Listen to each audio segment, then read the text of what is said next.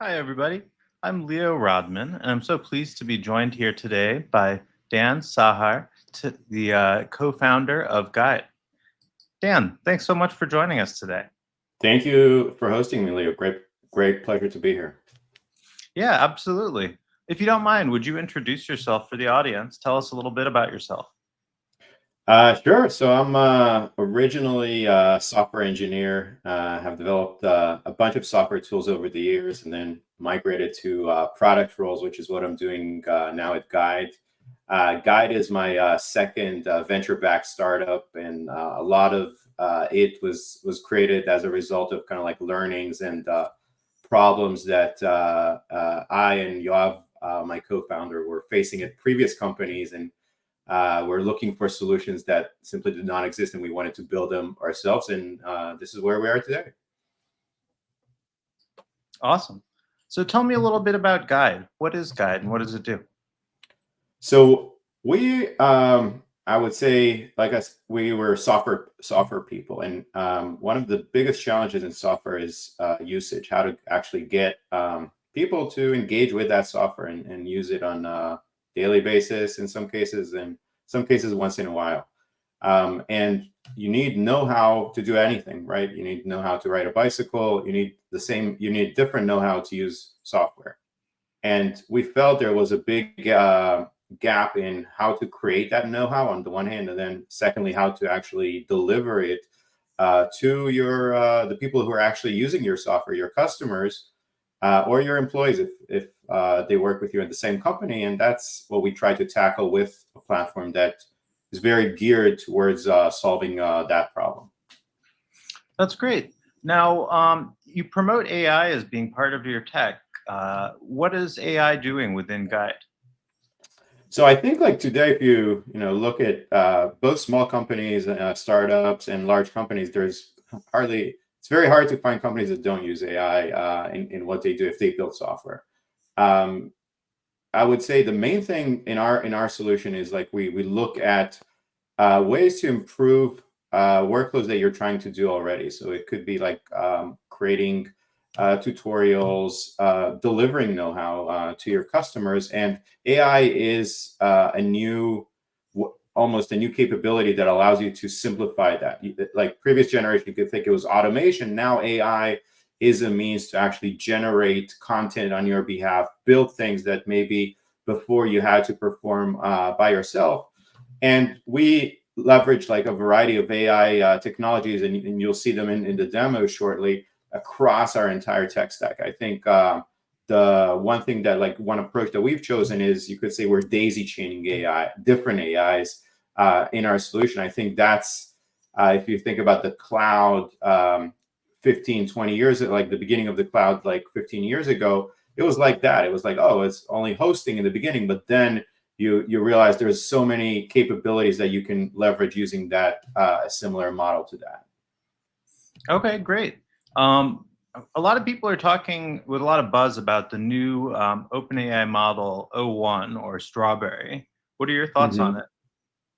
I think like for specific use cases, I definitely like, the ones that I've seen work so far, like with academia, like where there's like more reasoning required, it's perfect for that. But that's actually an example of how different AIs are very good for specific tasks, not so good for other tasks. Like in our case, like speed is super important. That is not like a strong side of that model of Strawberry, but things that are maybe slow today, in a year from now, they're probably going to be super fast. So all you have to do is, like, I think the best advice is just like be at the forefront of the models, and the cost will come down at some point, hopefully soon.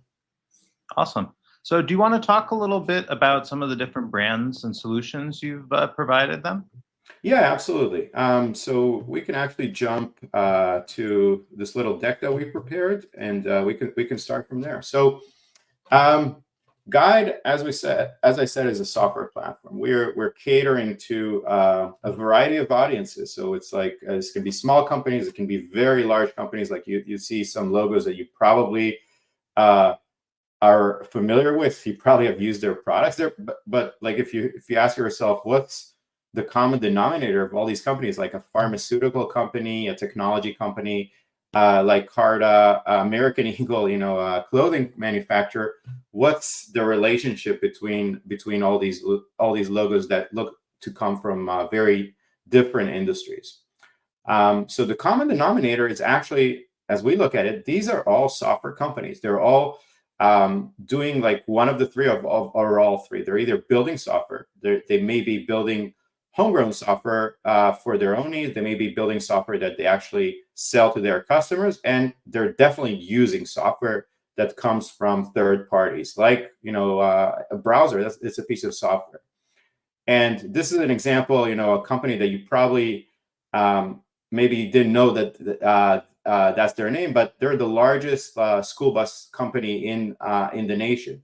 But they're powered by software. You never thought about it, but they use a variety of software, including software that they build themselves, like to manage the fleet, which is very specific to their use case.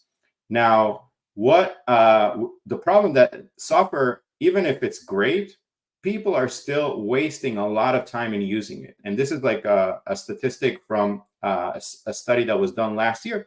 Software is still pretty hard to use, because even if software is built well, you'll run into issues that, like, a user is coming into the platform, using it for the first time, having a hard time. They need to ask a colleague. It becomes quite difficult. And what we realized, like building software ourselves in the past, was that a lot of these problems can be addressed by content. And specifically for humans, what type of content that is, we believe it's video. And we're not the only ones that believe in it. You think about, like, what's the biggest source of answers on the internet today? It's YouTube, and pretty soon maybe TikTok, but it's videos. Humans like to watch quick, fast instructions and watch somebody explain it to them. It has an audio track, which is phenomenal, because you can actually do things as you're working. And this is the approach. This is, I think, our main design guideline in the solution that we built. But unfortunately, like when we started looking and designing our solution, we saw that video is still quite challenging to produce if you want to produce good content, quality content, if you want to do it fast, and if you want everybody on your team to build that content. Because it can't be the case that only like a couple of people that are very good video editors produce it, because then you run into a chain like this, where the people who actually know what they're doing in your software are not the ones that are producing the content, and then there's an information gap, and you have to go between different people, different teams, and at the same time, different tools, like a capture tool, a video editor, text-to-speech, hosting, analytics, etc. We wanted to integrate everything, like in a vertically integrated solution that is very purpose-built for this problem. So we built a platform that we call Guidde, that essentially has two main goals. Like, one is it helps you create content, helps anybody. You don't have to have any previous know-how in video to do it. Secondly, discover content. And we wanted to be able to do that by anybody and make it effortless, like across the board. Now, what the solution enables you to do is essentially, we, on the capture side, create multiple things on your behalf. Like we ask the minimum of you. We'll see in a second what that is. But then everything else, which is like the storyline, the actual voiceover, which is like probably the most difficult part, the sharing, the integration, we do that on your behalf and make it like extremely simple. And the end result is that this, and I'll show some examples from real customers of ours, they speed up your production time. So this is like 7 times faster production time, both on the fact that the people that were already creating content do it a lot faster than before, but also more people are creating content on the team. What this does, you have more content, it also gives you benefits in other places. It means that now you can actually save time. There's a lot more self-service that you can deliver, that people can actually, your customers or your employees can receive content without them having to raise their hand and ask IT or or ask for support. And then finally, we said software, the critical element is adoption, it's engagement. You can see the result that this delivers to one of our customers, like 20% increase in user adoption because of this content, because of this like enablement of content, like when and where they need it. So we focus on videos that are very, I would say, short and concise. So you can see the average video length, it's been dropping over the years. Like TikTok, I think, dropped their time. Like people are looking for faster stuff, but once you have it, the engagement goes up. And then what I think is the big thing that we're seeing in our creation process, the audio part, the voiceover using text to voice, probably one of the most time-consuming part in the past, but now that's the key enabler to really create on a large scale. So at this point, I'd love to jump and present and share like how this entire thing looks like. Do you have any questions that you want to ask before we start?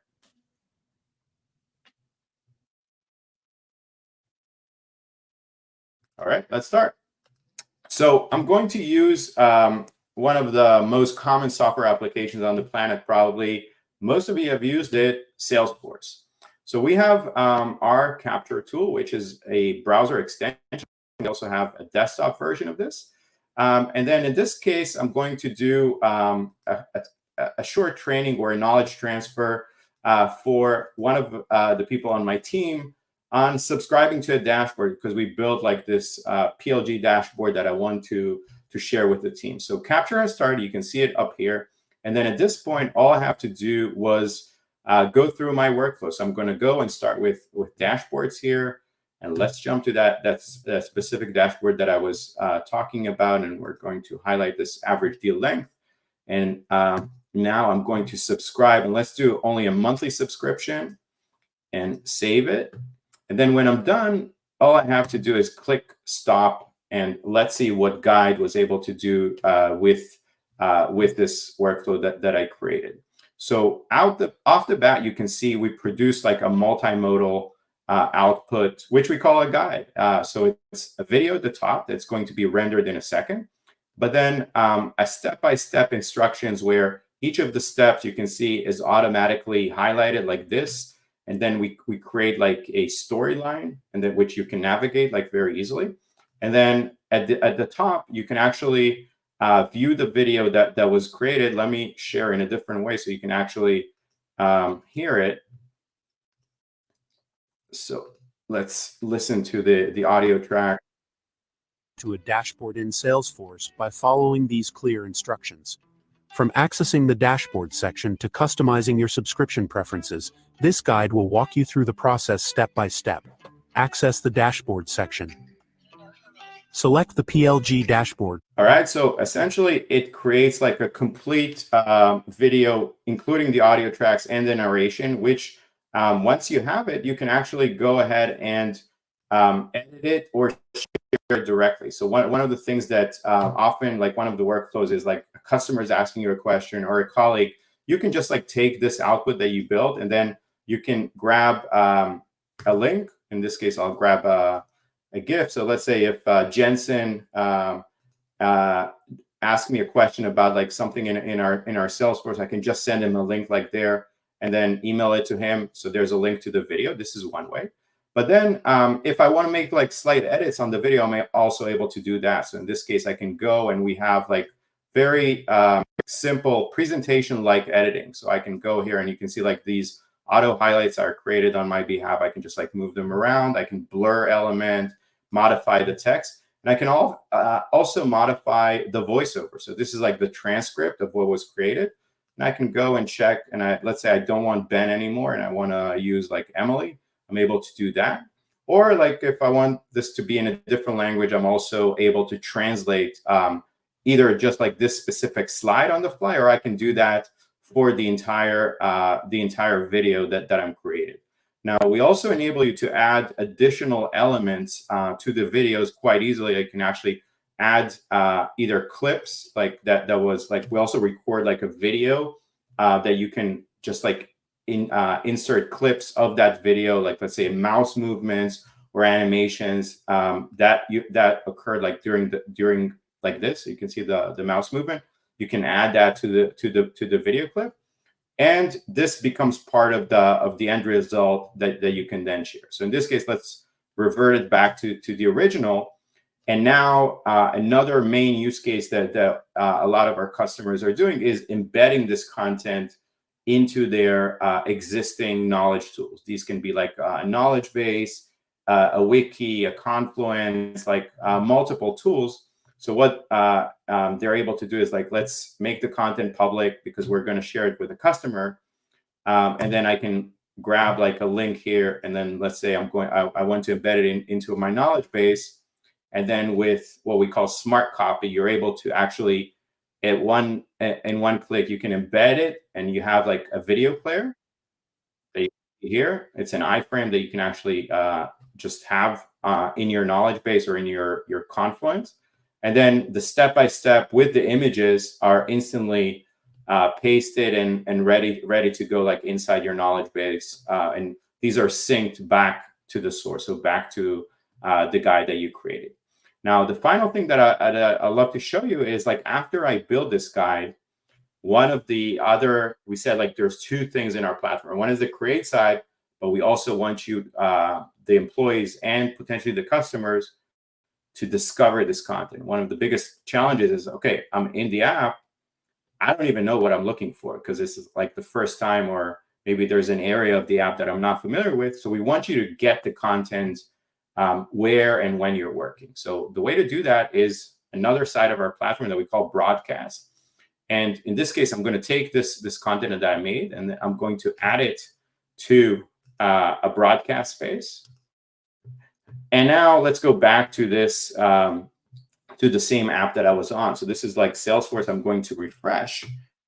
Let's refresh that. And then what you see here inside the app, there is this little G here, which you can brand with your own company colors as well.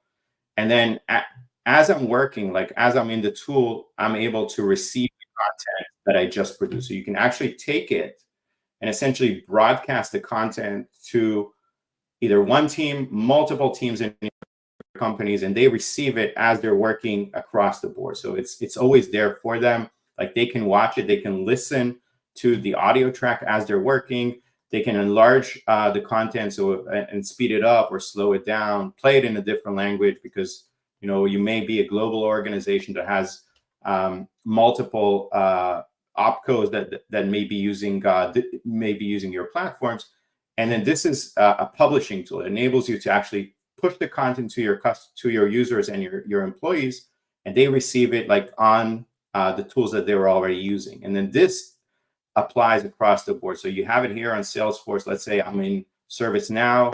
I have a different content that's relevant, like for the context that I'm on. If I'm on a member of the development team, I'm on GitHub, and then there's content. I'm looking to do some a little refresher on deep learning. I have it here, and I can get some additional content that maybe didn't come from me, didn't come from my company. It can come from the outside source. So this is like what we've tried to solve, is both make the creation process extremely simple with our capture tool, with our creation side, and then broadcast is our delivery side. It's the way to get content in the flow of work as you're using any one of the tools in your tech stack, and then watch it, understand what you're supposed to do, learn, and then you can go back to work and just perform what you just saw. And then that really helps with assimilating the knowledge and understanding where you need to go and what you need to do next. That's awesome. Thanks so much, Dan, for sharing. In chat, we had a bunch of questions about translation features. So I wanted to make sure we got that fully covered. So when you're picking different translations, those are happening for you, the creator, in real time. But does that happen in real time for the viewer, or are they just getting a pre-made video? So like you'd have to make it in multiple languages at first as a creator? So you have, I would say, two choices, and it really depends on what you're trying to achieve. So you can actually take let's say you build a video, you can take the entire video and create a copy in a different language. This is one. Maybe you will, I don't know, there's 2 opcos and you want different knowledge bases, store each one.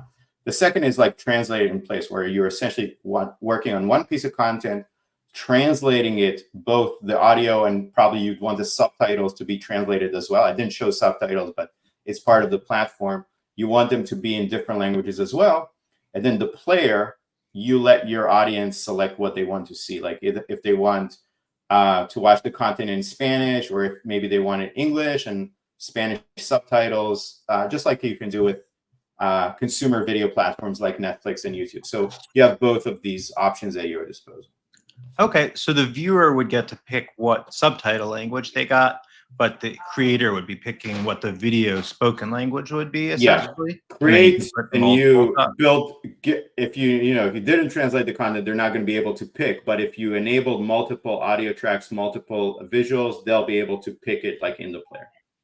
Okay, what about a scenario where someone's trying to deliver in, say, 10 or 15 different languages, to a real multinational environment? What would you recommend typically for that sort of use case? So for that, we have what we call like a bulk translation capability, and it is something I think that we're hearing more and more, that basically an org say, look, we have 3 standard languages in our company. I'll give you an odd one that I haven't heard. It's like Canadian French. We have English, Canadian French, and then I think Italian was like the 3rd language that they were saying, that's one of their standards. Said every piece of content has got to go in all 3. So they basically turned that on in the brand guidelines of their company. And then from now on, like all the videos would be essentially created 3 times. But you capture once and create 3 times. You still have to probably review it for correctness in Italian. Yeah, so in addition to integrating using HTML, I assume you can also export as things like PDF or share links for people to view multiple guides. Yeah, absolutely. So when you share, these are like some of the tools. These are HTML-based tools, whereas these are Markdown tools. So this would be like if you just want to take our link and then embed it directly into your platform. If you want to actually export it out, we give you the option to take it out in MP4 video format, a GIF. I heard you're supposed to say GIF, either one, PDF in 2 variations of that. And then you can also take an iframe embed code with various dimensions and embed it directly like into your Webflow or your CMS, whatever you may be using. What about analytics? What kind of analytics can you get out of a collection of guides as an administrator? So we have like 2 types of analytics. So one is like viewership, both on video, but also on the document, like what you actually watch.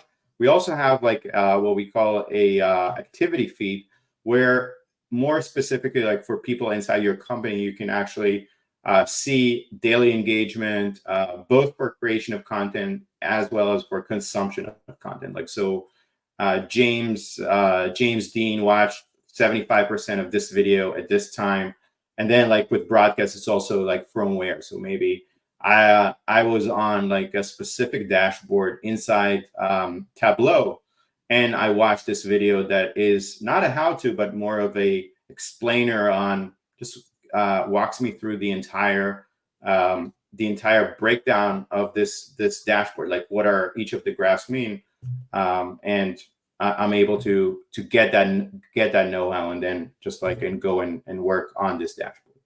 What about if you're embedding as HTML? Is Guide still able to track metrics from that or no? If for the page, no, because you're on whatever, like the KB that you're on, but the video, absolutely yes. The video is an iframe. It's like our player. We track everything. Awesome. So we have a couple minutes left. I don't know if you want to talk a little bit about what's coming next for Guide, if you're allowed to say. Yeah, I think I would say when we focus on building things, like ultimately, like we're looking to make our customers' lives better, and this is like, I think the big thing is to focus on the daily jobs to be done people, that our users are actually experiencing. And so we deal with content creators a lot, and for them, I think it's speed, quality, and then simplicity. Those are the three things that you want to work as light as possible, but get produced Hollywood grade content if you can do that. And we're doing everything that we can in order to expedite the creation process. So the AI, make it more accurate, make it exactly what you were looking to create, make the output a lot more engaging. And then analytics, I think, is key. It's like definitely like for teams that are customer facing, but also like for L&D teams, you want this is your work, you put it out there, you want to see that people actually watch the content and hopefully get value out of it, and then are able to engage more with your software. So these are like the branches that we're in the product roadmap we're working on. I'm not going to say how we do each one of them, but there's going to be improvements on all fronts. So both on speed, the quality of the output, the simplicity. Simplicity essentially means less steps to get to your end results. And then finally, like to get you the metrics that show the ROI, show the value that this thing is producing for you. Awesome. We have a question from the audience if there's a step limit for these training videos. Yeah, today we have like on the step-by-steps, like 100-step limit. We're able to increase it, but we've seen it's like a good balance of just like you don't want the videos to be too long, and it creates kind of like a good time limit for the videos. What most of our customers do is if you get to the 100, you can also do another feature that we call playlist, which you then create like kind of like a learning path of watch this video, then go to the next, and we enable you to have actions inside the video. So this is actually like a pretty cool feature that you can build call to actions and journeys like inside the video path. So like let's take the video that we created earlier. Like, so I can go like on this step here, and then I can build, this is like essentially like a path that like maybe branching here, basically. Yes, it's like branching. So I can go either to another video. Let's say like if I go on here, I can go to a specific step. I can jump to another video in my library, or I can go to an external link, which could be a survey or just like talk to sales in some cases, like a Calendly link, things of that nature. So you're able to add these in any one of the steps. And we also have like a single action option, but this becomes like an overlay in the player, both in the iframe model, but also in the web version model of the video player. Is there any time limit on videos? Like the video can't be longer than X minutes? I think we have more of a video size limit, but it's super high. I think we've only reached it, like one customer ever reached it on some video they uploaded from, might have been like a 12-hour Zoom recording or something like that. But in general, like the limit is ultra high. Okay. Do you have any recommendations other than don't be 12 hours long for people creating these videos and tutorials? Like best practices? Yeah, I think like the biggest recommendation is one of our kind of like earliest features, most requested features, brand kit. Like I think one of the kind of like things that L&D teams, customer facing teams want the most is consistency. I want all of our content to look exactly the same. So that means like the color scheme, the arrows, the font, even the speaker, which we thought they would actually prefer that they use different speakers. No, they want the same speaker in all the videos. So that's like, I mean, it definitely helps, like, you measure things way better when there is less variance between the types of content. So I see the value for that. All right. Well, we have 1 minute left. Anything else that you want to share with the audience before we close out? No, this has been great. Thanks for inviting me. I mean, what's your tips like for the future of micro learning? Yeah. So as you know, I work in learning and development. So, I think like you mentioned, the ability to have an accelerated content pipeline is really critical for L&D teams. I would say that AI has increased our efficiency by more than 300%, which I think was one of the figures someone quoted in one of your slides. But just the ability to provide trainings in a month instead of 6 to 12 months down the line, is super important. And as far as helping people get that content out there really quickly. I think trying to have some interactivity is helpful. So things like branch points, like you mentioned, also having interactive quizzes, even if things don't count, but just self-assessment learning to check yourself, see how you're doing learning, have an opportunity to go through at your own pace, which I think is really helpful when you're watching a video. Again, I'm just really excited that it's just going to get even better and better. Like everyone says about AI, right? Like this is the best it's ever been, and it's the worst it's ever going to be. Yeah, it's the best AI of its kind so far. Yeah, but it's just amazing to see what this kind of technology is doing for companies. And yeah, I'm really excited about the future. Thanks so much for joining us. Viewers, don't forget to check out Guidde. It's a great company. Dan's a great guy, and I really appreciate him joining us today. Thank you, Leo. Thanks. My pleasure. Thanks, everyone. Take care. Bye now. Bye.